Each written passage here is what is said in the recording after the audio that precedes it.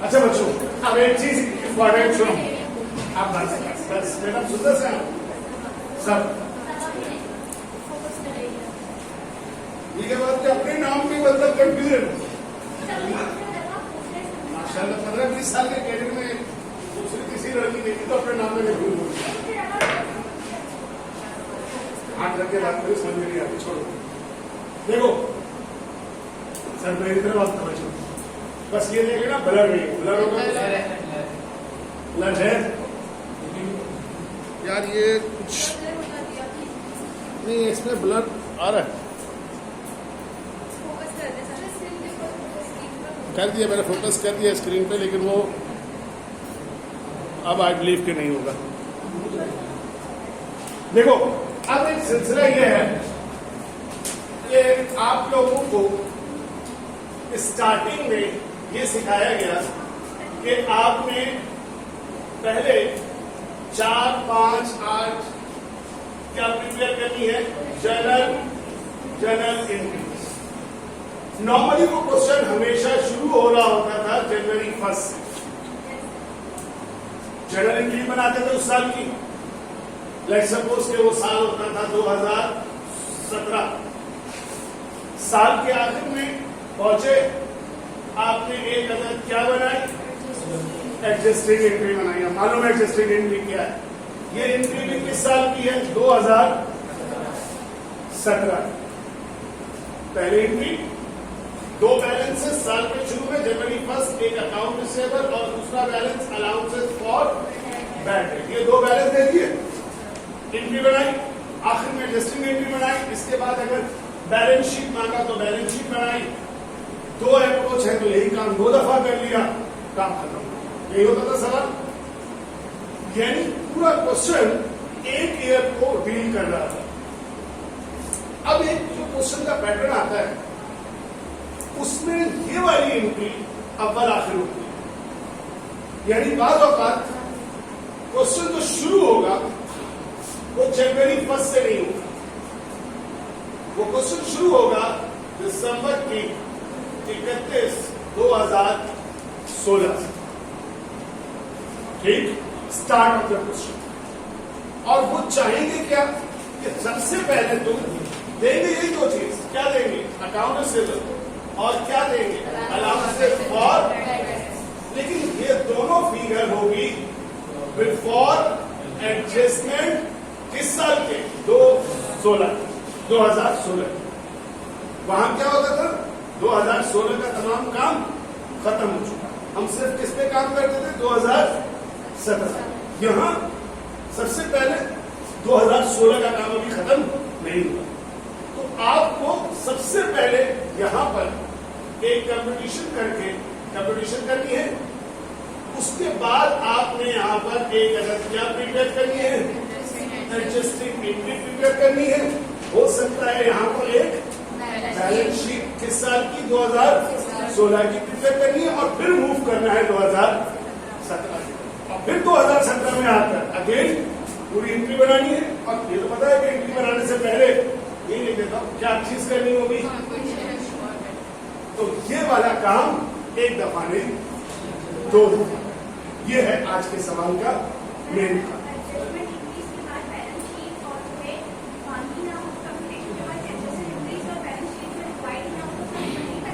जब सवाल इम्तिहान में करते हैं तो जैसा रिक्वायर्ड होता है वैसे करते हैं, ये तो तय है ना।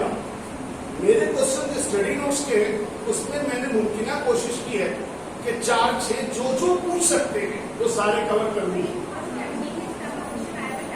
बता रहा हूँ ना 2017 की बात क्या है, लेकिन 2017 वगैरह जैसे क्वेश्चन है उसमें होता क्या, बेसिकली रिक्वायर्ड कम क्यों करते हैं, टाइम में मैनेज करना होता है ना। तो एक चीज पूछ लेते हैं तो दूसरी उड़ा देते हैं ताकि वो मखसूस टाइम में, स्पेसिफाइड टाइम में सवाल कंप्लीट हो सके। अब 2017 आप करेंगे, उसमें कंपटीशन है, 4 केसेस की है। असल में वो कॉन्सेप्ट क्या मांग रहे हैं पता है, उसमें कॉन्सेप्ट मांग रहे हैं वो आपसे कि जो अलाउंसेस फॉर बैड डेट का टी अकाउंट बनाने आता है या नहीं, ठीक है, बना के दिखाएंगे आपको, कंपटीशन के अंदर शामिल है। याद रखिए कि adjusting entry without competition complete नहीं, समझ गए। कंपटीशन आपको शो करना, तो माना बेशक एडजस्टिंग एंट्री, लेकिन यू हैव टू सपोर्टिंग उसके एविडेंस के लिए आपने कंपटीशन शो करना है और अलाउंसेस फॉर बैड डेट का डेबिट क्रेडिट निकालोगे ना।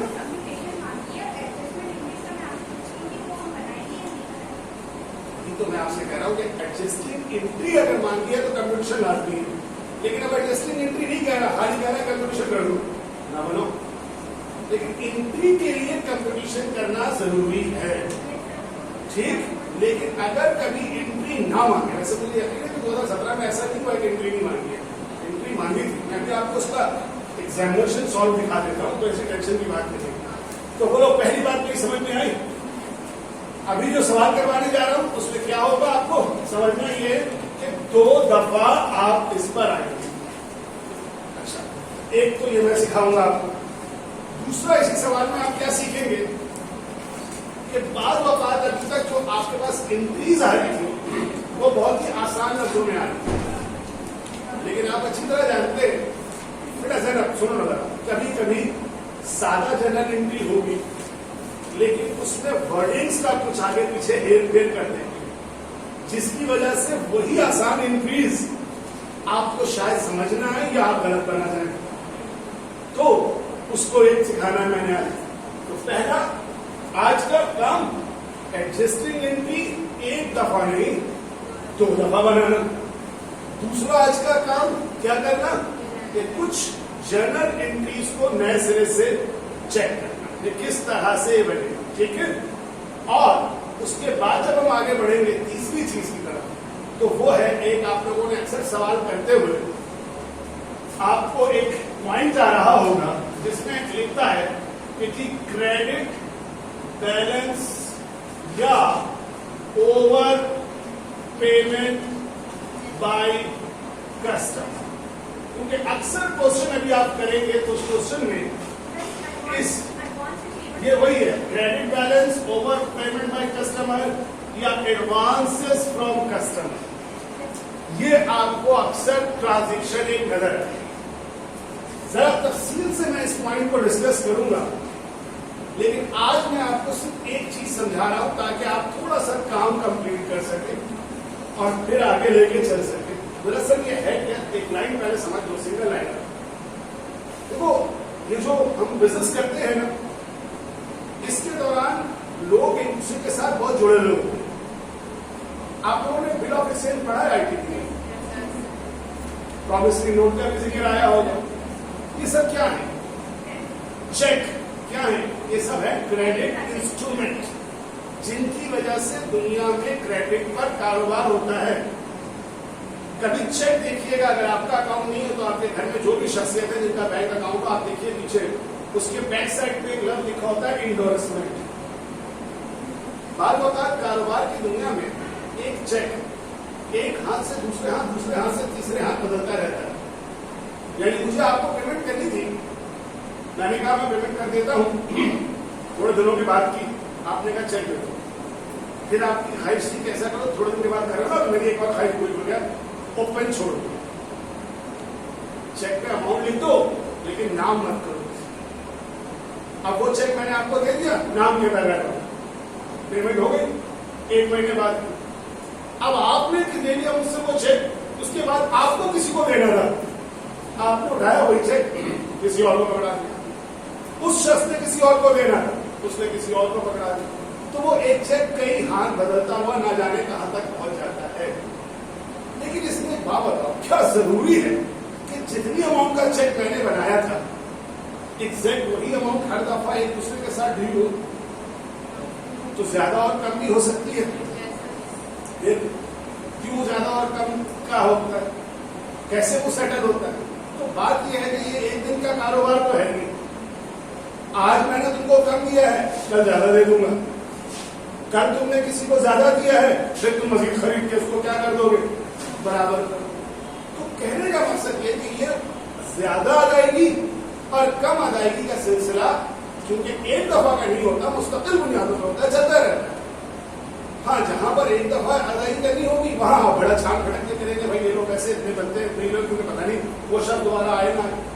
लेकिन जहां रोजाना का बिजनेस होता है वहां ये वाली सिचुएशन अराइज होती है।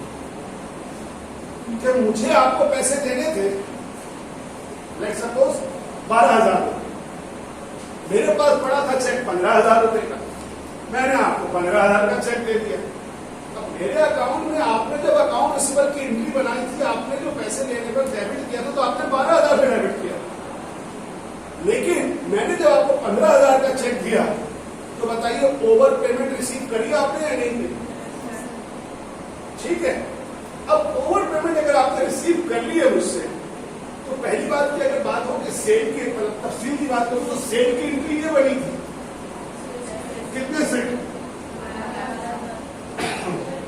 कैश कलेक्शन की एंट्री आपने कितने से बना दी?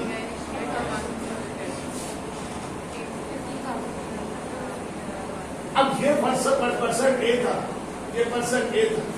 अब ए का बैलेंस हमारी बुक में बजाय रिसीवेबल शो होने के पेएबल शो होने लगा। क्यों? क्योंकि हमने उससे 3,000 रुपए क्या ले लिए? तो इस सिचुएशन को किताबों में बताता है कि कस्टमर का बैलेंस क्या शो हो रहा है? क्रेडिट शो हो रहा है। इसका इंपैक्ट क्या होता है वो अभी मैं अगले इस पर डिस्कस करूंगा। अभी सिर्फ प्रैक्टिकल बात सही चल रहा है, इसको बैठाते हैं हम, ये हमारी जान है क्या नहीं करनी क्या। और इसी की वजह क्या है क्रेडिट बैलेंस की? क्योंकि हमारे कस्टमर ने क्या किया है? ओवर पेमेंट की है या फिर। तो इसमें होता क्या है कि अगर ऐसा कभी हुआ, अच्छा क्योंकि आप जानते हैं कि सेल की एंट्री और कैश कलेक्शन की एंट्री हम जब बना रहे होते थे इस जगह पर, तो कोई हम इंडिविजुअल कस्टमर की अलग अलग तो बना नहीं रहे होते थे। क्या करते थे? सारे कस्टमर इकट्ठे बना देते थे, एक ही दफा बना देते थे साल में।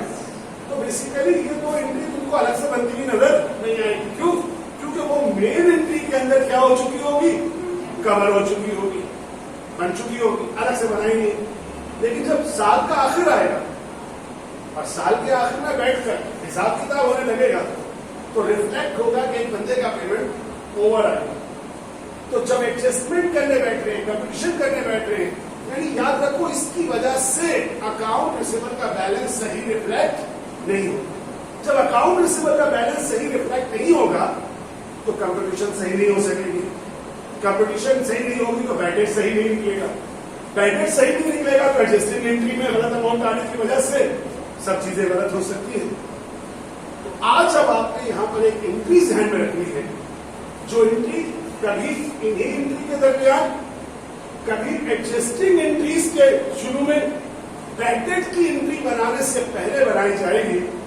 और उस एंट्री का मकसद होगा कि इस कस्टमर के ओवर पेमेंट को क्या कर दिया जाए? खत्म कर दिया जाए। तो ये एंट्री तुम्हें जो मैंने लिख के दी है ये नहीं बनानी है, तो ऑलरेडी क्या हो चुकी है? बन चुकी है। इससे रिलेटेड जो पर्टिकुलर एंट्री बनाओगे तुम हमेशा, माइट भी यहां और माइट भी यहां, क्या? अकाउंट रिसीवेबल डेबिट और एडवांसेस फ्रॉम कस्टमर क्रेडिट। और मेरी इस मिसाल के मुताबिक कितनी होगी? 3। तो आपको लिखा हुआ नजर आएगा कि जी एक कस्टमर का एडवांस शो हो रहा है 3,000, तो आप ये एंट्री बना देंगे 3,000। हो सकता है ज्यादा हो, तो ये एंट्री की लॉजिक तो अभी मैंने पूरी नहीं बताई इसके पीछे, लेकिन इतना जरूर समझा दिया अभी, क्योंकि इसके लिए फिर मुझे पूरा इसको बताऊंगा। तो अभी इतना समझ लीजिए कि एंट्री क्या बनेगी, और मेन वजह बनाने की है क्योंकि अकाउंट रिसीवेबल का बैलेंस सही रिफ्लेक्ट नहीं करता। और फिर लेकिन ये भी समझा दिया है कि आखिर ऐसा होता क्यों है। बाद लोग कहते हैं कि यार ये अकाउंट रिसीवेबल की खराबी नहीं है, ये बिजनेस के रूटीन बिजनेस के अंदर जब ज्यादा और कम पैसे आपस में देते रहते हैं तो ये चीज ऑटोमेटिकली क्या होती है? अराइज होती है। ठीक है, स्टडी नोट्स में इससे रिलेटेड पूरा सवाल है। लास्ट पॉइंट, दर हकीकत ये अकाउंट क्या है और इस अकाउंट की नेचर क्या बनती है? तो दरअसल जैसा कि मैंने कहा कि अगर मैंने उससे पैसे ज्यादा ले लिए तो अब रिसीवेबल नहीं है, वो क्या है? पेएबल है। लेकिन हम अकाउंट पेएबल इसलिए नहीं लिखेंगे क्योंकि अकाउंट पेएबल के साथ जो कॉन्सेप्ट जुड़ा हुआ वो खरीदारी का है। तो एक नया नाम रखा गया। क्या नाम रखा गया? एडवांसेस फ्रॉम, और इसकी नेचर है लायबिलिटी। एडवांसेस फ्रॉम कस्टमर की नेचर लायबिलिटी है। और आखिरी जुमला कि बैलेंस शीट बनाते थे ना, तो बैलेंस शीट में अगर ये कभी आ जाए तो जहां करंट एसेट में अकाउंट रिसीवर और अलाउंसेस पर बैडेड शो होता है, ये जरा लायबिलिटी साइड पे शो हो जाए। और ये लागू का सॉल्व हुआ है, देख लोगे अभी कैसे, लेकिन समझ लो कि लायबिलिटी है तो बैलेंस शीट में इसको भी शो कर दिया जाएगा, क्योंकि ये पॉइंट आम वक्तों में अराइज नहीं होता, ये डायरेक्टली जुड़ा हुआ है किससे, अकाउंट रिसीवेबल से। और बैलेंस शीट में हमें वही चीजें कंटेंट्स लिखने कहता है जो इस चैप्टर से जुड़े हुए होते हैं। तो ऑब्वियसली ये लायबिलिटी का आइटम शो होगा। How you will see in the short question. अब इसके बाद बस आराम से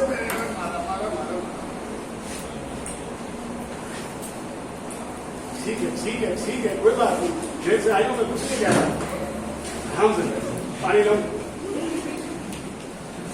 तो आज के हम कोशिश करेंगे कि ये दोनों पॉइंट्स मैं आपके सामने रखूं, ये दोनों सवाल आपको दिखाऊं कि मैंने कैसे सॉल्व किया है, और इस सवाल को फिर आप लोग उसी हिसाब से जरा सा देखिए। चलो एक बात याद रखना, फाइनल से सिर्फ मत करो, अगर पूरा कॉन्सेप्ट लेना है तो स्टडी नोट से लेना, फिर फाइनल की तरफ मूव करना, क्योंकि फाइनल के क्वेश्चन तरकीब से नहीं है, एक उठाओगे दूसरा उठाओगे तीसरा उठाओगे, अजीब मिक्सचर बन जाएगा, लॉजिक समझ में नहीं आएगा।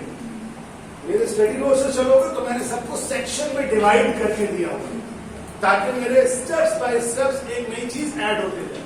अब आप फाइनल से पढ़ना शुरू करते हैं तो मालूम है पहले सवाल में 2 दफा एंट्री आ गई, दूसरे सवाल में 1 दफा एंट्री है, लेकिन मैंने सेक्शन अलग कर दिया।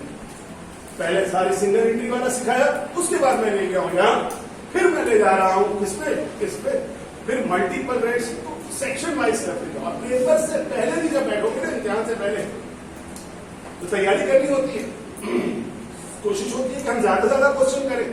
तो हमेशा मेरे स्टडी नोट्स के हर सेक्शन का पहला क्वेश्चन करें, तो उससे क्या होगा कि पूरा एरिया क्या होगा, कवर हो जाएगा, ठीक है ना। लेकिन आप पूरा सेक्शन नहीं करोगे तो लागू तक पूरा सेक्शन तो 100% तो नहीं होगा, लेकिन 80 to 90% कवर हो जाएगा, क्योंकि हर सेक्शन में कोई नई बात तुम्हें सिखाई जाती है। ये तरीका हमेशा के लिए ध्यान रखें।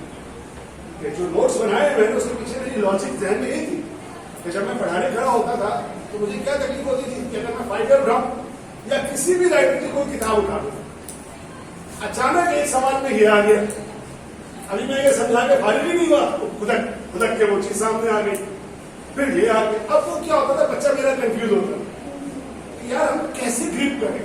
तो फिर मैंने अपने नोट्स पहले बनाने शुरू किए कि मैं इस तरह स्टेप्स में डिजाइन करूं कि हर चीज उनको स्टेप बाय स्टेप मिले।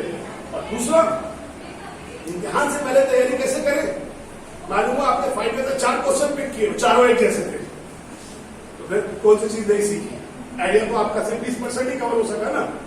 तो फिर सेक्शन में बात, हर सेक्शन के क्वेश्चन करोगे तो उससे फायदा होगा कि हर सेक्शन का अलग अलग मिल जाएगा, ठीक है। तो अब मैं इस तरफ ले चलता हूं आपको और ये क्वेश्चन दिखाता हूं कैसे जाओगे।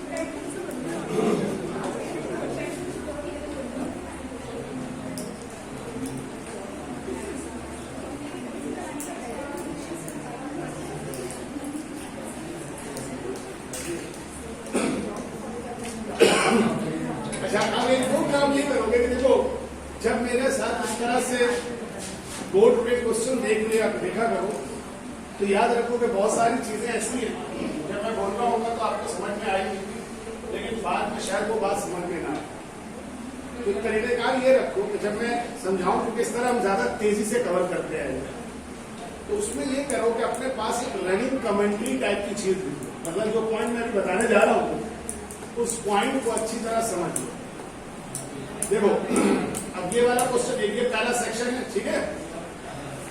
ये सेक्शन मैंने डिजाइन किया है, इस सेक्शन में सिर्फ कंपटीशन को सिखाना असल मकसद है, ताकि तुम लोगों को, जो लोग लेट आए, जिन्होंने मेरे चैप्टर को मिस किया है, वीडियो देखो और यहां से शुरू करो। इसमें क्या सिखाने की कोशिश की गई है, वो जो एग्जिस्टिंग एंट्री में सिखाया था कि आप बैलेंस शीट अप्रोच और इनकम स्टेटमेंट अप्रोच से किस तरह, ये देखो ये पहले केस ए है, ये कौन से अप्रोच से बनाई गई है, इनकम स्टेटमेंट अप्रोच से।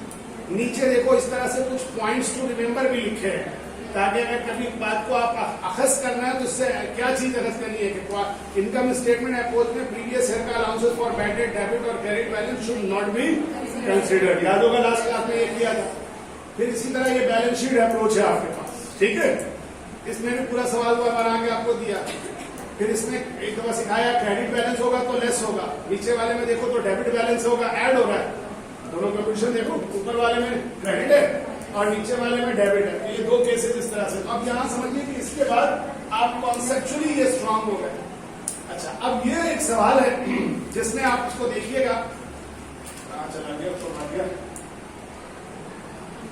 ये क्वेश्चन यहाँ पे सॉल्व हुआ है, इसको एक बार चेक कीजिएगा, ठीक है। इसमें आप एक साथ समझाने के लिए कि एक कंपनी है, उसका एयर 1 है, एयर 2 है और एयर 3 है, तो तीनों ईयर में कैसे कैसे हो रहा है ये चीज इसके अंदर है। क्या पहले साल अगर होगा तो पहले साल में सबसे अहम बात क्या है, अलाउंसेस फॉर बैड डेट का बैलेंस नहीं होगा। क्यों बैलेंस नहीं होगा, तो उसके बैलेंस ना होने के पीछे रीजन यही है कि जनाब पहला साल, पिछले साल बैड डेट अप्रोच ही नहीं आया। फिर दूसरा केस मैंने करवाया, दूसरा ईयर में इंटर हुआ, तो दूसरे ईयर में ये होगा कि उसमें या तो डेबिट आ रहा होगा या क्रेडिट आ रहा होगा, एक कोई होगा। तीसरे ईयर में फिर उसका मैंने 3 ईयर को तसलसल से लिख के ताकि एक प्रोसेस समझ में आए, उसको यहाँ पे समझाने की कोशिश की है, ठीक है। यानी कि इसमें कोई नया कॉन्सेप्ट नहीं है, वही कॉन्सेप्ट है, लेकिन एक कंटिन्यूटी के साथ है। अच्छा, इस तरह का एक सवाल 5 ईयर में भी आपके पास आया हुआ है, 2 साल उसमें उन्होंने लिए। फिर ये वाला सवाल याद होगा, मैंने लास्ट क्लास में करवाया था तुम लोगों को, जिसमें मैंने रिटर्न ऑफ और रिकवरी की एंट्री सिखाई। यानी वहां के बाद मैंने यहाँ पे रिटर्न ऑफ रिकवरी समझाया कि जब असल में बैड डेट की एंट्री तो एस्टिमेट करती है, फिर रिटर्न ऑफ होता है और फिर क्या होती है, रिकवरी होती है। इसमें ये 2-3 सवाल आते हैं जिसमें आपको असल में बेसिकली वो टी अकाउंट का कॉन्सेप्ट है। यहाँ आप इसको थोड़ा सा यूज करके देखिएगा कि आप इस सवाल को अगर आप नोट करें, ये सब क्वेश्चन अब आप लोगों के काम के हैं। ये 3 कंपनीज हैं, इन तीनों कंपनीज के साथ कहानी है। पहले क्या दिया हुआ है, 6 लाख, यानी वही कंपटीशन आपको क्या करना है, 3 दफा करना है।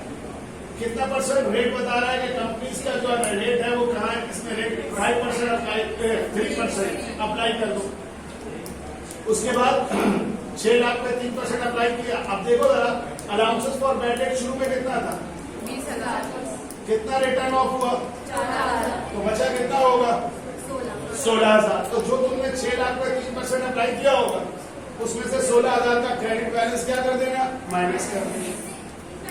मेरी बात समझ में, सोल्यूशन देखिएगा। दूसरे वाले में वही है, लेकिन यहाँ कितना है, देखो बिगनिंग में कितना था, 12, रिटर्न ऑफ कितना हुआ, 14,000। अब बोलो 2,000 का डेबिट बैलेंस आ रहा है, तो जो यहाँ पे अप्लाई करके एस्टिमेटेड निकालोगे उसमें डेबिट बैलेंस को क्या कर देना, 10 कर देना। यहाँ कितना सोचा था बिगनिंग में, 10। फिर इसमें क्या है, एक रिटर्न ऑफ भी है, लेकिन साथ ही एक क्या है, रिकवरी भी है। तो सोचो 10 और 5 मिला के कितना हो जाएगा, 25 हो जाएगा ना, 10 और 5, और 1,000 से आपका रिटर्न ऑफ हुआ, तो बचा हुआ सिर्फ कितना होगा, 24। 10,000 था, 15,000 और रिकवर हो गया, 25 हो गया। एक रिटर्न आउट हुआ तो बचा कितना है, 24।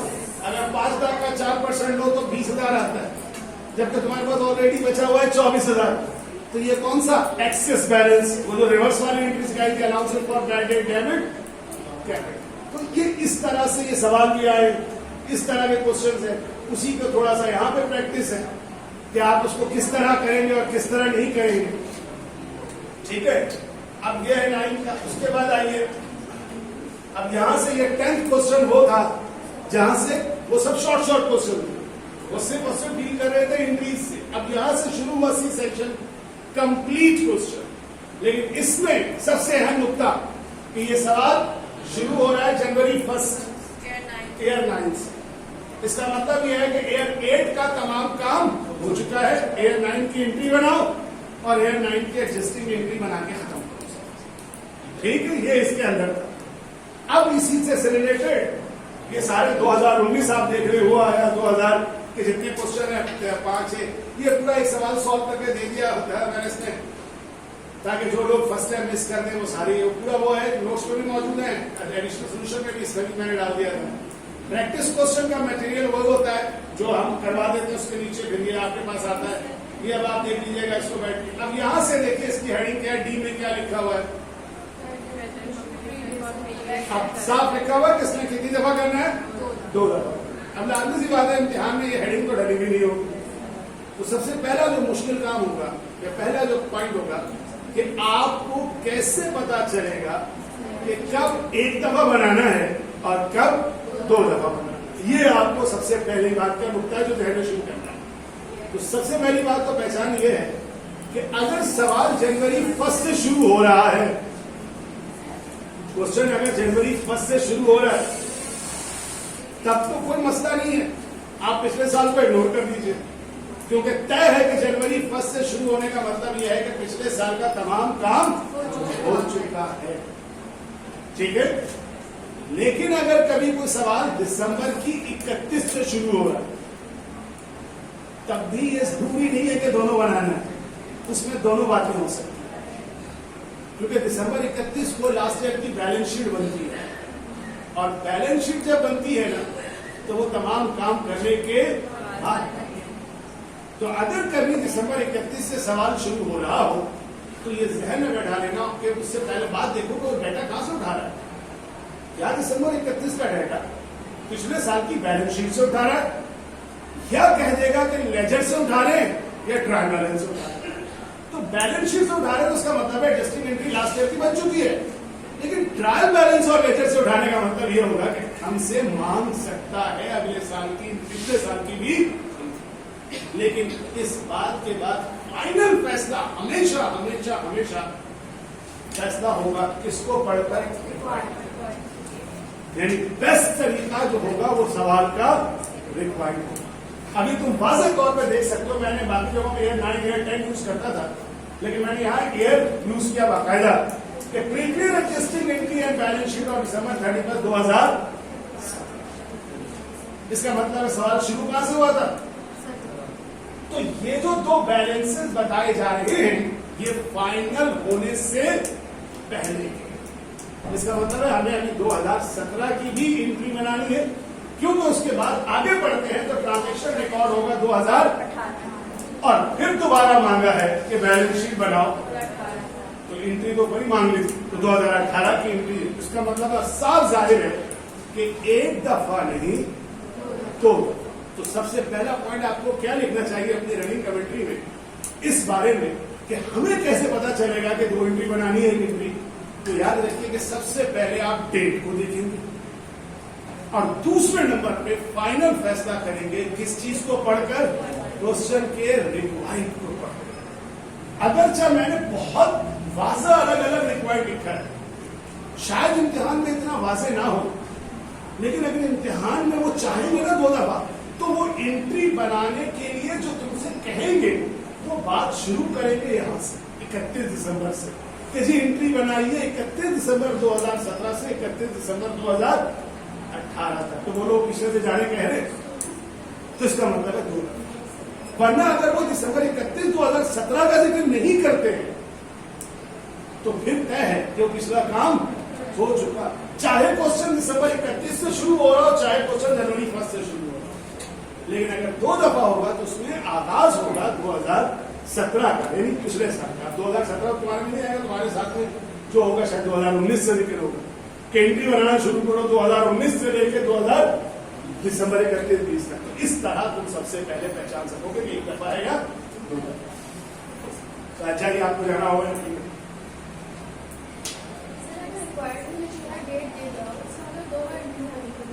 यहाँ से नहीं कहते तो मेरा दादा कुर्सियां आगे कर लो, चेयर। हाँ बोलो। अगर रिक्वायर्ड में ये लिखा हो लफ्ज prepare adjusting entries and other transaction from, मैं आ रहा हूँ, इधर आ रहा बोला, अगर तुमको जाना होगा तो सबसे आगे बिल्कुल फिक्स हुआ।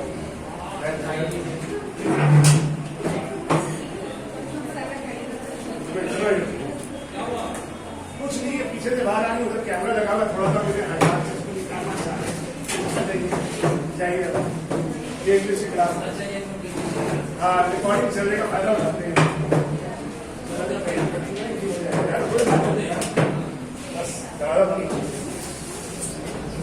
ठीक है, समझ में आया? उसमें लफ्ज क्या लिखा होगा? दिसंबर 31 से एग्जिस्टिंग एंट्री दिसंबर 18 तक। तो दिसंबर 31 की एडजस्टिंग हुई, फिर जनरल हुई, यानी दो पीरियड एंड के बाद दिसंबर 31 और 17 और दिसंबर 31 18। चलूँ आगे। अब सवाल देखें कैसे करते हैं ताकि वो पॉइंट्स क्लियर हो जाए। ठीक है, अब सबसे पहला नुक्ता ध्यान में रहे कि शुरू में कितना बैलेंस है अकाउंट रिसीवेबल का? 7,000। कितना है allowances for bad date?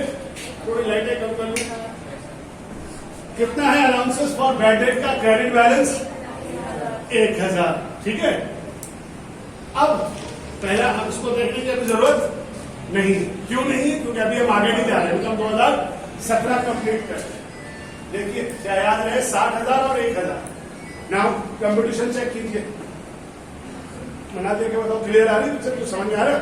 Account receivable 60,000, rate apply किया 5%, एस्टिमेटेड आ गया 3,000। क्रेडिट बैलेंस को क्या कर दिया? लेस 2,000 आया।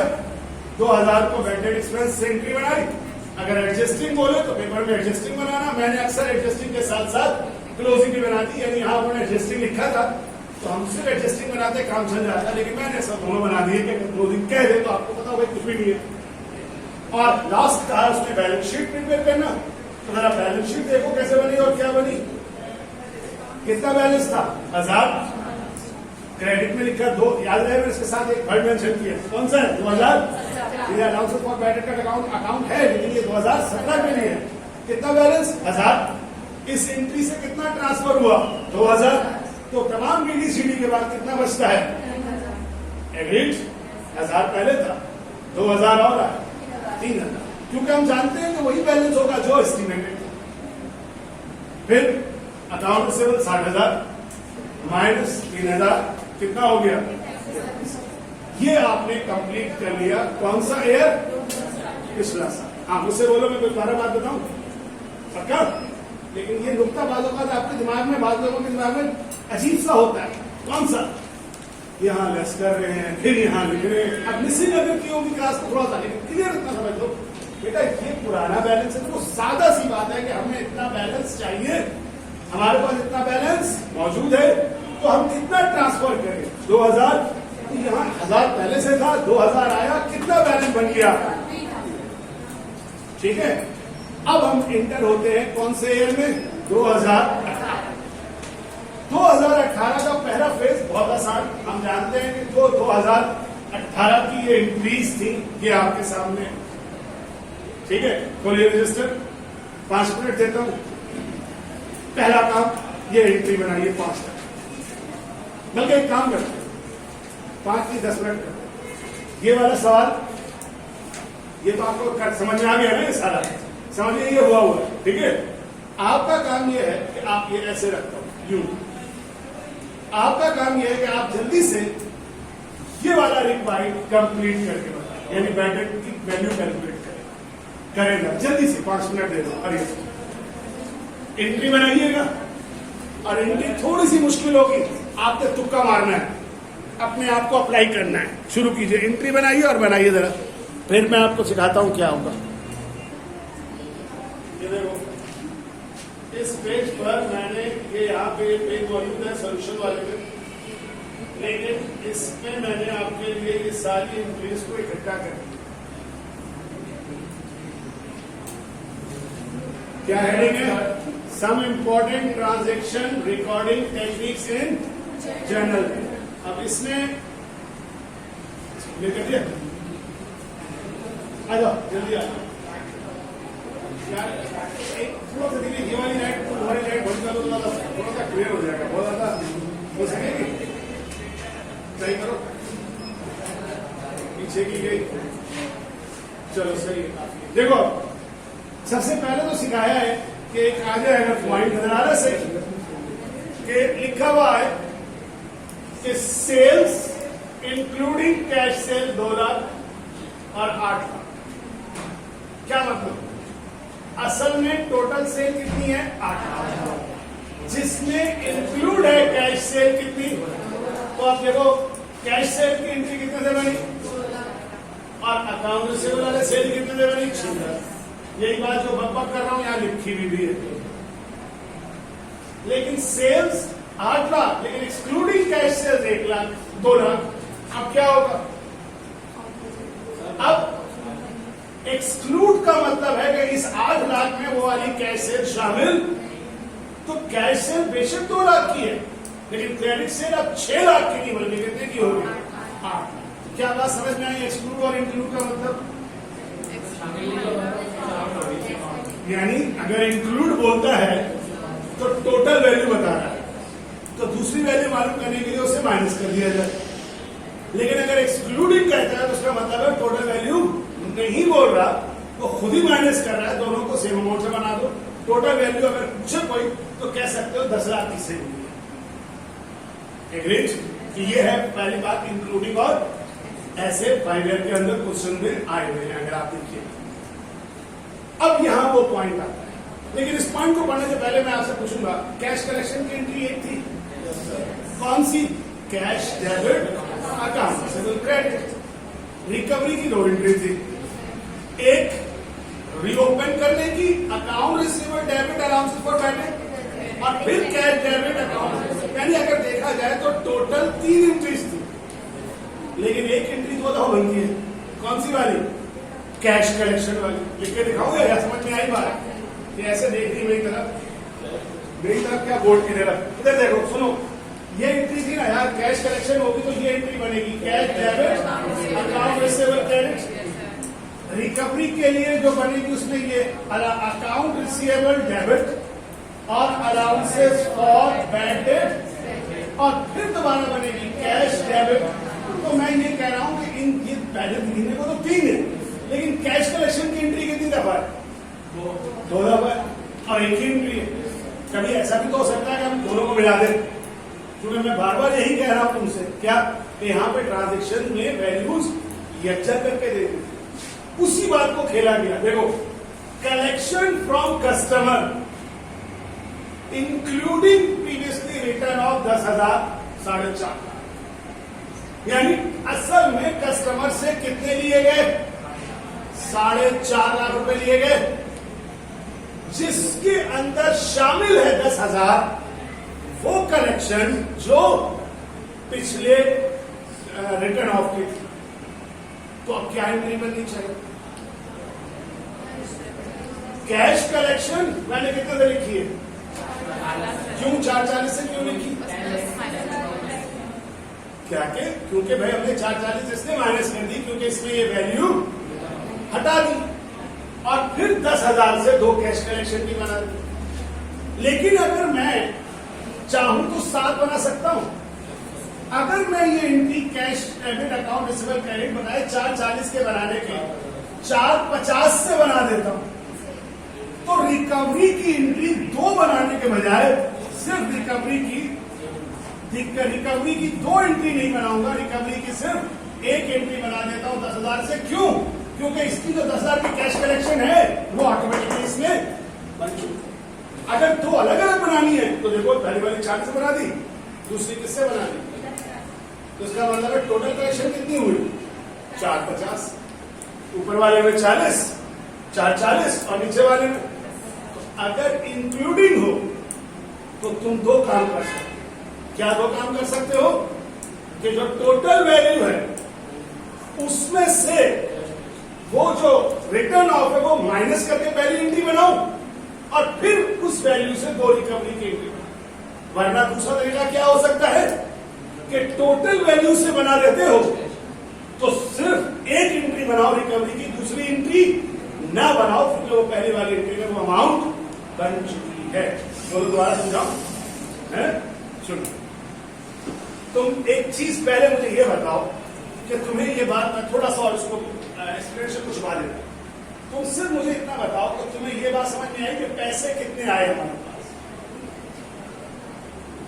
तो ये देखो पैसे हमारे पास आ रहे हैं कितने? 4,50,000। 4,50,000। अब मैं क्या कहता हूं, 4,50,000 पैसे आए। बताओ पैसे कलेक्ट करने की एंट्री क्या थी? Cash debit, account receivable credit, कितना? 4,50,000। लेकिन उस 4,50,000 में पिछले साल के रिटर्न ऑफ हुए कितने? तो ये रिकवरी है, तो रिकवरी की कितनी एंट्री होती थी? लेकिन अब जब इंक्लूडिंग है ना तो तुम रिकवरी की सिर्फ एक एंट्री बनाओ, दूसरी एंट्री ना बनाओ क्योंकि इसमें 10,000 पहले से क्या है? शामिल है। बोलो अब आई बात समझ में? अगर लेकिन तुम चाहती हो अलग अलग बनाना तो इसको 4,50,000 से बनाओ मत, इसको किससे बनाओ? और फिर दोनों एंट्री रिकवरी की बना दो 10-10 से। बोलो अब कोई मुश्किल बात? अगर इसी बात को, लेकिन अभी इसी बात को समझने के लिए अगर एक्सक्लूडिंग आ जाए, अब बताओ क्या होगा? इसका मतलब है 4,50,000 में वो अमाउंट शामिल, तो फिर एंट्री बनाई 4,50,000 से। अब माइनस करने की जरूरत तो नहीं थी ना, अब दोनों को अलग अलग बना दो क्योंकि उसमें तो शामिल ही नहीं है। तो ज्यादा अच्छा याद रखने के लिए क्या है कि अगर इंक्लूडिंग है तो ये दो एंट्री बना दो और एक्सक्लूडिंग है तो 3 एंट्री बना दो। भाई तो कुछ भी कर सकते हो, बता दो दिखा, लेकिन मतलब बता रहा हूं कि अगर तुम्हें थोड़ा सा परेशानी होती है लेकिन लॉजिक समझ लो ना यार। लॉजिक समझ लो तो जिस तरह तुम चाहे खेलो यार, तुम्हारे ऊपर है। मगर इंक्लूडिंग और एक्सक्लूडिंग ये चीज आपने समझ लेनी है। तो ये वाला पेज नोट्स में भी मौजूद है, स्टडी नोट्स में भी, और यहां पर भी एक शीट 4 है जो सोल्यूशन है, उसमें शीट 4 पर ये पेज मौजूद है। लेकिन बेहतर है कि आप स्टडी नोट्स में से देख लीजिएगा कि अगर आगे बहुत सारी ऐसी एंट्रीज आएंगी, मतलब बहुत सारी तो नहीं लेकिन 4-6 एंट्रीज ऐसी आएंगी जिस पर आपको थोड़ा सा डाउट होगा कि है तो, लेकिन उनके देने का अंदाज थोड़ा डिफरेंट है।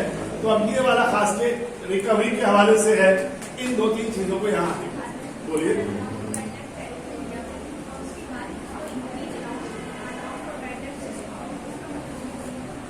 जब वो कह रहा है कि allowances for bad debt increase कर दो 6,000 से, जब वो खुद कह रहा है ना 6,000 सब माइनस करके प्लस करके वो देता है। ये जो मैंने पूरा टेस्टिंग सिखाया था ना कि इंक्रीज बाय इंक्रीज टू, तो कोई प्लस माइनस नहीं, ये वो जब वो इंक्रीज बाय कह रहा है तो मतलब सब कमीशन करने की जरूरत नहीं है, डायरेक्ट बना दो क्योंकि कंपनी को कर क्या अमाउंट है। ठीक है, वापस चलो। अब जरा जल्दी से अपने इस सवाल की एंट्री चेक करो, तुमने क्या बनाई। क्या लिखा है? कैश कलेक्शन फ्रॉम कस्टमर 2,97,000 और एक्सक्लूडिंग प्रीवियसली अकाउंट रिसीवेबल। तो 3 अलग अलग एंट्री बना ले, यानी 297 से cash collection, cash account receivable, और चूंकि इसमें रिकवरी शामिल नहीं है 3,000, तो हम ये 3,000 से 2 एंट्री अलग अलग बना सकते हैं। एग्रीड? और अगर 7 करना चाहे आप बताइए, आसान में शाबाश, अब जाना से बताइए। अगर 7 3 एंट्री 2 एंट्री बनाना चाहे क्या हो सकता है? शाबाश। तो एक्सक्लूडिंग है तो 297 में शामिल नहीं है, तो अगर 2 एंट्री में काम करना है तो ये और ये प्लस करके ये एंट्री बना दो 3 लाख से, तो फिर से रिकवरी की एंट्री बनाओ, दूसरी बनाने की जरूरत ही नहीं। समझ गए? इंक्लूडिंग में चूंकि शामिल है अलग करके बना सकते हैं, और उसमें चूंकि नहीं शामिल है तो शामिल करना पड़ेगा। अच्छा, इसके बाद आखिरी वाला तो बिल्कुल सेम है। अब लास्ट पॉइंट को खत्म करते हुए कि आखिर इस सवाल के अंदर अगला कौन सा ऐसा नुकता है जिसके ऊपर आप फंसेंगे। आप एंट्री बना लिया, ध्यान में रखिएगा कि अब जब आप एंट्री बनाते हैं, ये देखिए, चेक कीजिए, यही एंट्री बनाई है आपने सारी, ये एंट्री बनी की है 2018 चेक कीजिए, ये 340 सेल रिटर्न, सेल डिस्काउंट, और ये देखिए मैं 3 एंट्री बनाई है, ये 297, फिर 3000 और बिलीव। अगर ये एंट्री नहीं बनाना चाहता तो उसको 3 लाख से बना देते, बात वही रहती, एक एंट्री बनाते बिना। चलिए, उसका समझ में आ गया बेटा। अब उसके बाद इसकी क्या कहते हैं, रिटर्न ऑफ की एंट्री। अब आखिरी जो मुद्दा है, बोलो, सवाल तो नहीं है ना कोई? बता दो फिर मैं आगे चलूं।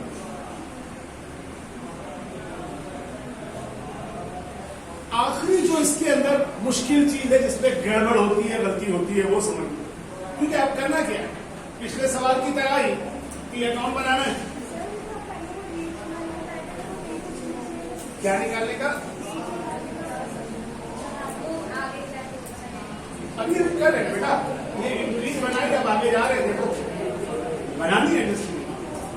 अकाउंट रिसीवेबल का टी अकाउंट बना लिया, वही ओपनिंग, क्लोजिंग या सीडी-बीडी के जरिए बैलेंस निकाल लिया। ये देखो 90,000 यहाँ लिखा, 90,000, ये रेट अप्लाई किया, एस्टिमेटेड आ गया। लेकिन अब जो allowances for bad date less या ऐड करना है, उसके लिए दोबारा एक अलाउंसेस फॉर बैड डेट का क्या बनाना पड़ेगा।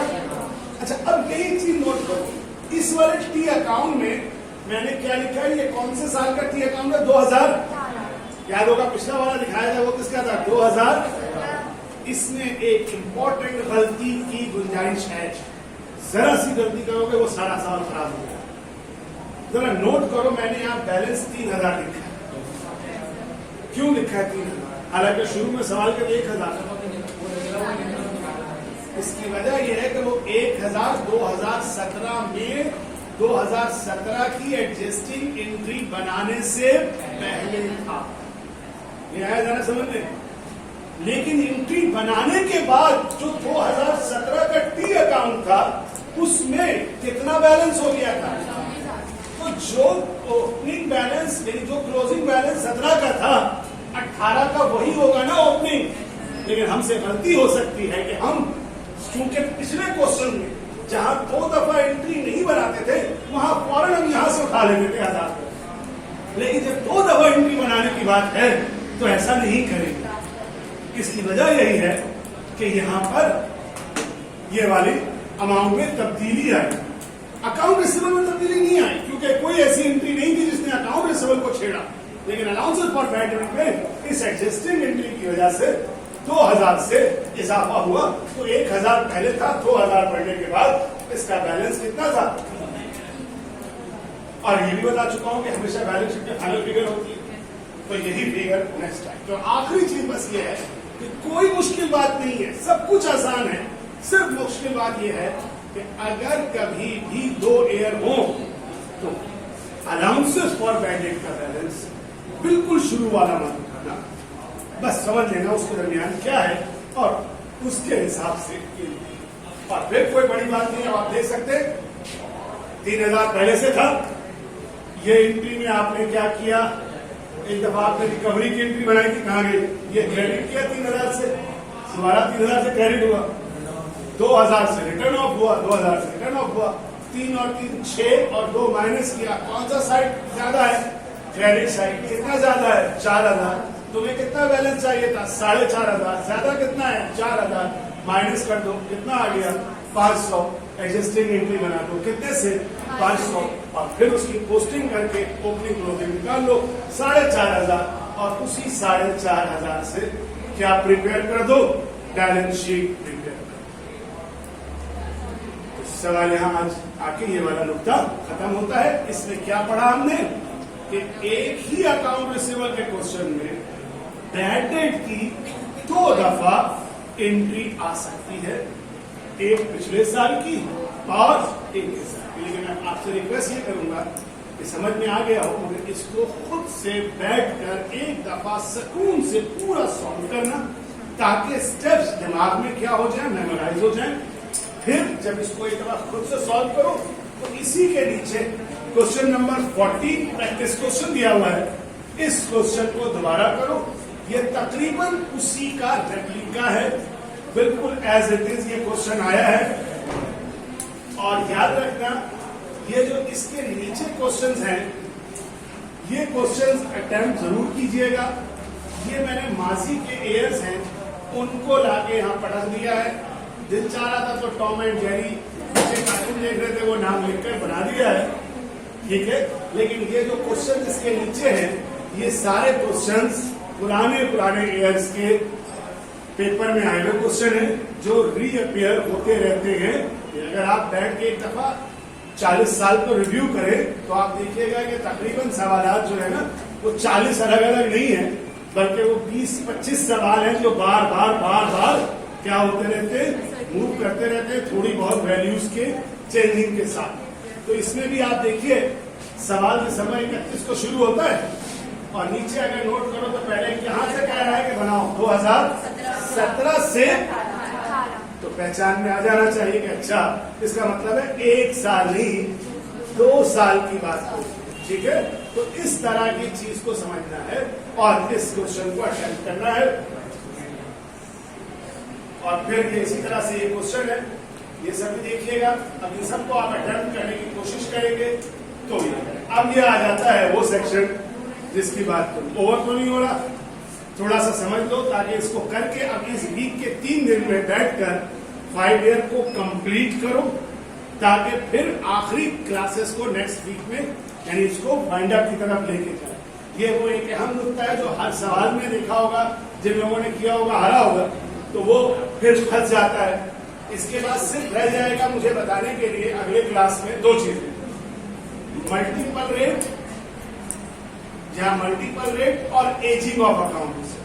और वो कोई बहुत बड़ी साइंस नहीं है, वो थोड़ा सा 45 मिनट का लेक्चर होगा, आपको यूं आ जाएगा। असल नुकते यही 3 चीजें थी जो शुरू की थी। एक अलाउंसेस फॉर बाय डेट में कैसे मालूम होगा कि डेबिट बैलेंस है और क्रेडिट बैलेंस है। दूसरा नुकता क्या था कि 2 दफा एंट्री कब बनाएंगे, 1 दफा एंट्री कब बनाएंगे, और तीसरा ये नुकता कि एडवांसेस फ्रॉम कस्टमर को कैसे संभालेंगे। बहुत लॉजिक में नहीं जा रहा हूं, अगर चाहिए ये सवाल बहुत लॉजिकल है, बहुत ज्यादा है, लेकिन जब तुम लोग पहले कंट्रोल कर लो सारी चीजों को फिर मैं इसको लॉजिक में जाके समझाऊंगा। अभी मैंने सिर्फ उससे वो चीज बता दी है जिससे तुम क्वेश्चन को सॉल्व करने के काबिल हो जाओ। क्योंकि बाद सवाल बनते हैं कि सर ये क्रेडिट बैलेंस आ रहा है तो हमें जरा बताएं कैसे आ रहा है, किस तरह आ रहा है। जैसे कि ये एक थ्योरी का क्वेश्चन है, ये बहुत पहले एक दफा ये थ्योरी का क्वेश्चन पेपर में आया था बिल्कुल इसी तरह से, ठीक है। लेकिन I am not going to solve it this question right now, क्योंकि इस क्वेश्चन की मदद से कोई बहुत ज्यादा सवालात अभी मदद नहीं मिलेगी। अभी वो क्वेश्चन बता रहा हूं जिससे ज्यादा से ज्यादा क्वेश्चन को क्या कर सको, सॉल्व कर सको। फिर जब प्रैक्टिस हो गई तो देन तुम लोगों को जब लॉजिक की जरूरत होगी तो ये बता दूंगा कि ये किस तरह से और इसमें क्या चीज है, ताकि हमेशा के लिए हो जाए। अभी आ जाओ इस सवाल की तरफ। ये अगर तुम क्वेश्चन देखो यहां पे नजर आ रहा है। अब इस क्वेश्चन नंबर 20 को अगर तुम नोट करोगे तो सबसे पहली बात कि एडवांसेस फ्रॉम कस्टमर में, और अगर क्वेश्चन आते हैं तो बाज दफा कुछ इस तरह होता है कि हमारे पास, जरा सोचो अभी पीछे वाले में कि कितने टी अकाउंट बनाते थे, 2 टी अकाउंट बनाते थे। एक किसका बनाते थे, अकाउंट रिसीवेबल का, और दूसरा किसका बनाते थे। अक्सर ऐसा होगा एडवांसेस वाले क्वेश्चन में कि तुम्हें अकाउंट रिसीवेबल के टी अकाउंट बनाने की जरूरत नहीं आएगी। वजह क्या है? तो वजह यह है कि उसमें साल के आखिर में आपको बैड डेट का बैलेंस, अकाउंट रिसीवेबल का एंडिंग बैलेंस खुद दे दिया करेंगे। ऐसी रिवायत कब होगी? जब कभी अकाउंट रिसीवेबल का क्वेश्चन ए और बी पार्ट में, ए और बी पार्ट में जब आया करेगा तो लाजमी सी बात है कि टाइम कम है, शॉर्ट है, तो असल कौन सी मेहनत कौन सी टी अकाउंट पे थी, अकाउंट रिसीवेबल वाले पे या अलाउंसेस फॉर बैड डेट वाले पे? असल मेहनत थी कि डेबिट क्रेडिट निकालना किस पर थी, अलाउंसेस फॉर अकाउंट रिसीवेबल वाला टी अकाउंट तो सीधा सा है। जो लोग कॉमर्स से आ रहे हैं वो फर्स्ट ईयर से पढ़ते हुए आ रहे हैं कि टी अकाउंट बनाना है, पोस्टिंग करनी है, इसलिए वो उस अकाउंट को उड़ा देते हैं और सिर्फ चेक करना चाहते हैं क्या। तो अब देखो जरा, सबसे पहले जनवरी 1 ईयर 1 से सवाल शुरू हुआ और उस तारीख को अकाउंट रिसीवेबल है 5 लाख और अनकलेक्टेबल बैलेंस है कितना, 5 लाख। अब साल के दौरान sales to customer 8,50,000 including cash sale 2.5 lakh. अब ये वही वाली बात होगी, इंक्लूडिंग आ गई तो 2.5 लाख से कैश की बनाओगे तो क्रेडिट की बनाओगे 2.5 लाख, इसमें से माइनस करके 6 लाख। फिर अकाउंट रिसीवेबल रिटर्न ऑफ की एंट्री, आप जानते हैं allowances for bad debt debit, account receivable credit.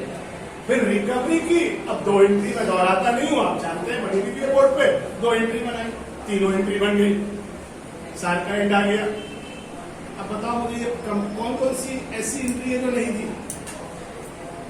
Cell की एंट्री थी, नॉर्मल कलेक्शन की एंट्री थी, सेल की एंट्री थी लेकिन नॉर्मल कलेक्शन की एंट्री, यानी डेटा अधूरा है ना। तो अधूरा डेटा होगा तो टी अकाउंट बनाने को नहीं कहेगा कि अकाउंट रिसीवेबल का टी अकाउंट बना। क्या किया खुद पढ़ो देखो। At the end of December 31 year 1 account receivable control account show a debit balance of 6,40,000। यानी उसने कह दिया कि भाई अब जो 31 दिसंबर को बैलेंस है वो कितना है, 6 लाख। तो आपको साफ नजर आएगा, अच्छा इसका मतलब है साल के आखिर का टी अकाउंट उन्होंने खुद बनाया और बैलेंस बता दिया। हमारी जान छूट गई किसके टी अकाउंट बनाने से। लेकिन अब आप जरा देखेंगे अंदाज जरा सा एक मुख्तलिफ हो गया। एक लफ्ज आ गया कंट्रोल अकाउंट और एक लफ्ज आ गया डेबिट बैलेंस। डेबिट तो होता ही है, बता क्यों रहे भाई? तो वजह क्या थी कि उसके आगे उन्होंने एक लफ्ज लिखा है कि analysis of customer subsidy ledger indicate a customer account is showing credit. Control और सब्सिडरी एक दूसरे का वर्ड अपोजिट है। मेरे पास 5 कस्टमर हैं तो पांचों कस्टमर का टोटल बैलेंस जिस अकाउंट में शो हो रहा है वो है कंट्रोल, और जब सबका अलग अलग अलग अलग शो हो रहा है वो है सब्सिडरी। जो लोग कॉमर्स वाले हैं उनको स्पेशल जनरल को रिकॉल करना चाहिए। वहां पार्ट 1 फर्स्ट ईयर में स्पेशल जनरल पढ़ते थे। अब जिन्होंने नहीं पढ़ा वो सिर्फ इतना समझ लें, यार मैंने ए से बी से सी से डी से सबसे 5-5 हजार रुपए लेने हैं तो हर का अकाउंट 5-5-5-5 शो कर रहा होगा, लेकिन कंट्रोल टोटल शो कर रहा होगा 25,000। तो कंट्रोल का मतलब है टोटल और सब्सिडरी का मतलब है पार्शियल, अधूरा, 1 का 2 का 3 का। तो हमने इस सवाल में घुसा दिया, अगर ये नीचे वाली लाइन नहीं होती तो कोई पंगा नहीं था, कोई परेशानी नहीं थी। कितना दिया हुआ है, ओके 640 रेट अप्लाई किया, कट कट कर। लेकिन एक चीज बढ़ गई, अब इसकी मैं आपको अब जहन में रखिएगा जरा नोट करके कि कितना है क्रेडिट बैलेंस एक कस्टमर का 10, ठीक है।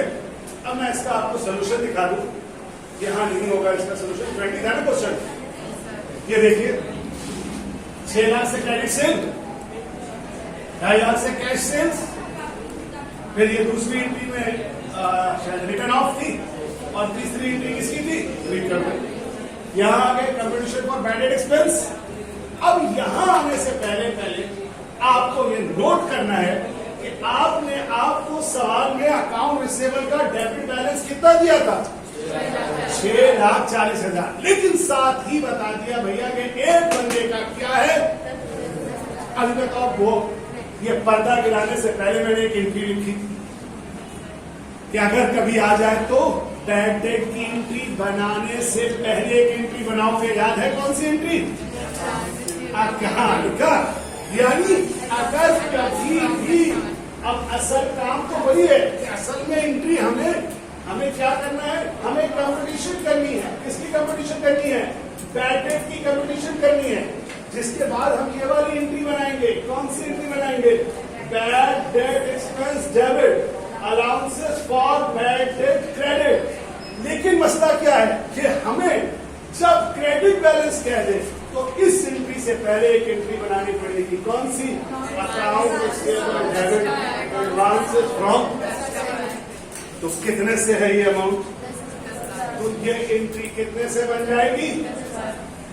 अकाउंट रिसीवेबल कितना था पहले? 6,40,000। यहाँ कितना आ जाएगा? क्यों? क्योंकि पहले अगर टी अकाउंट बना के देखे तो बैलेंस 6,40 था। इस एंट्री में मजीद 10,000 क्या कर दिया? तो क्या बात समझ में कि अनाना बैड डेट की एंट्री है, करना वही कंपटीशन है, लेकिन पहले क्रेडिट बैलेंस को क्या करना है? खत्म करना है। ये देखो अब सोल्यूशन। तो क्या किया हमने? ये नीचे जाइए, ये एंट्री खत्म हुई, यहां पहले ये एंट्री बनी, अकाउंट रिसीवेबल डेबिट और एडवांसेस फ्रॉम कस्टमर क्रेडिट। लेकिन इस डेबिट करने की वजह से कंपटीशन में जब अकाउंट रिसीवेबल लिखा तो 6,40 में 10,000 क्या कर दिया? प्लस कितना आया? 6,50। 5% रेट दिया हुआ होगा, अगर नहीं है तो यहां से देख लेना, अप्लाई कर देंगे, एस्टिमेटेड आ जाएगा। वैसे ही अलाउंसेस फॉर बैड डेट का टी अकाउंट बनाएंगे, डेबिट क्रेडिट निकालेंगे, कितना आ रहा है? 3,000 माइनस कर देंगे, बैड डेट एक्सपेंस आएगा, फीड कर देंगे। एडजस्टिंग बोले तो खाली एडजस्टिंग, क्लोजिंग बोले तो दोनों बनाओ, और ये है बैलेंस शीट, देख सकते हो। Account receivable 6,50, allowances for bad date 32,500, वही बैलेंस जो एस्टिमेटेड था, वही बैलेंस बच रहा है। लेकिन देखो लायबिलिटी में क्या शो कर दिया? इससे पहले शो नहीं करते थे, आज इधर लायबिलिटी साइड में एक शो कर दिया। कौन सी चीज? एडवांस। कितने से? बोलो आगे बात समझ में। तो क्या बात समझ में आई आखिरी? कि जब भी कभी अब हमारे पास कितने बजे क्लास है तुम लोग? 7 बजे है ना? जब भी कभी हमारे पास आ जाए तो एडवांसेस फ्रॉम कस्टमर आने के दो तरीके। एक तरीका यही है कि शॉर्ट क्वेश्चन हो, अधूरा क्वेश्चन हो, टी अकाउंट बनाने की जरूरत नहीं हो, कोई मसला। लेकिन एक और बात आखिरी खत्म करता हूं, बाज दफा ऐसा नहीं है, बाज दफा ऐसा सवाल होगा जिस सवाल में आखिरी नहीं बल्कि शुरू से ही देते। अब देखो इसमें क्या है, रिकवरी है और रिकवरी, हाँ यहाँ पे देखो 5वें पॉइंट में क्या लिखा हुआ है? अब ये पूरा है, यानी ये भी वही ओवर पेमेंट वाला है, लेकिन इसमें टी अकाउंट बनाना पड़ेगा। क्यों बनाना पड़ेगा? क्योंकि पिछले वाले सवाल में दो बातें थी, अधूरा डाटा था, अधूरा डाटा था, सेल बताई तो कलेक्शन नहीं, कलेक्शन बताई तो सेल नहीं, तो हमें मजबूरन आखिर में उन्होंने निकाल के दे दिया। यहाँ आखिर में निकाल के नहीं दिया, बल्कि पूरा डाटा क्या हुआ? पकड़ा। और जब पूरा डाटा दे दिया तो उसी दरमियान उन्होंने हमें बता दिया एक बंदे की क्या है? ओवर पेमेंट है। तो अगर आप इस सवाल का 22 का सोल्यूशन देखेंगे तो सिर्फ इतना सा नोट करिए, देखिए क्या है कि आपने जिस वक्त कलेक्शन की है यहीं पे बन गई एंट्री एडवांसेस की। अब ये एंट्री आखिर में बनाने की जरूरत, उसने क्यों आखिर में बनाई? शुरू में उन्होंने नहीं बनाई थी, आखिर में। इस वाले सवाल में, यानी इस सवाल में कोई नई बात नहीं है, जो पहला वाला सवाल था वैसे ही सवाल है, सिर्फ फर्क ये है पहले वाले सवाल शुरू में जो सीखा था कि बीच में एंट्री बन गई, और जो इससे पहले सवाल सीखा उसमें चूंकि बीच में नहीं बनी थी तो उसमें आखिरी आ गई। घर जाके सुकून से बैठकर एडवांसेस को समझने के लिए क्वेश्चन नंबर 20, क्वेश्चन नंबर 22 को सॉल्व करो, उसके बाद उठा के 5 ईयर को देखो, 5 ईयर के क्वेश्चन करो, ठीक है ना? तो मेरे ख्याल में आप 90% क्वेश्चन एजी को छोड़कर आप अटेम्प्ट करने के काबिल होंगे। तो मैं पूरा मौका दे रहा हूं कि अच्छी तरह से बैठकर सुकून के साथ तैयारी कीजिए, ठीक है? इसको देखो, और अभी तुम एडजस्टिंग को छोड़ो, इसलिए कि अभी दोनों को लेके चलोगी ना तो बेसिक इसको प्लीज तैयार करो ताकि एक चैप्टर हो जाए। मैं एडजस्टिंग अभी करता हूं। हाँ, ये वही है ना, इसमें एजिंग, इसमें होता क्या है कि अकाउंट रिसीवेबल को दो हिस्सों में तोड़ दो, आधे हिस्से पे अलग रेट और आधे हिस्से पे अलग। ये अभी आगे आ जाएगा। मैंने कहा एजिंग वाले सवाल अभी करने। मल्टीपल रेट मैंने बोला, तो मल्टीपल रेट हुआ या नहीं हुआ? 2 रेट, वो 2 मिनट के बाद आगे इस तरह के क्वेश्चन खत्म करो, वो कोई मुश्किल नहीं। चाहो तो देख लेना आगे जाके, यहाँ पे सॉल्व हुए हैं क्वेश्चन, अभी करो, बाकी क्वेश्चन, ठीक है? चलो ठीक है, थैंक यू।